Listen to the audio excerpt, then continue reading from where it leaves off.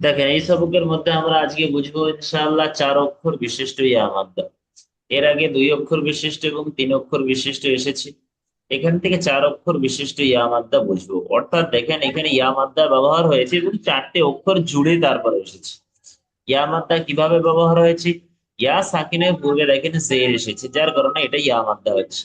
ইয়া মাদ্দাকে আকারে পরিমাণ টান দিয়ে পড়তে হবে। এটা তারপরে আবার আলিম মাদ্দাও এসেছে, খালি আলিফের পূর্বে জাবার এসেছে, যার কারণে এটা আলিম মাদ্দা হচ্ছে। আলিম মাদ্দাকে আকারে পরিমাণ টান দিয়ে পড়তে হবে। মি সা। তারপরে দেখেন উজিবু, হামজা পেশ উ, জিম ইয়াজের জি, উজি, বা পেশ উজিবু, বা জবর বা, নুন ইয়াজের নি, বানি, হাজের হি, বানিহি। তো এটাও প্র্যাকটিস করে নেবেন এইভাবে।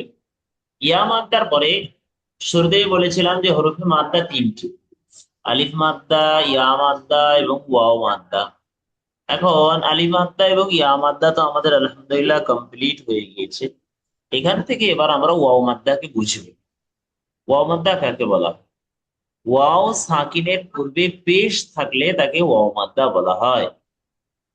ওয়াও মাদ্দাকে সর্বদা একালি পরিমাণ টান দিয়ে পড়তে হয়, যেমনটা এখানে দেখেন ওয়াও সাকিন এসেছে। এর আগে আপনারা পড়েছেন ওয়াও এর উপরে জজম, যে কোনো অক্ষরের উপরে যদি জজম থাকে তাকে সাকিন বলে, তাহলে ওয়াও এর উপরে জজম এসেছে, ওয়াও সাকিন। ওয়াও সাকিনের পূর্বে পেশ এসেছে।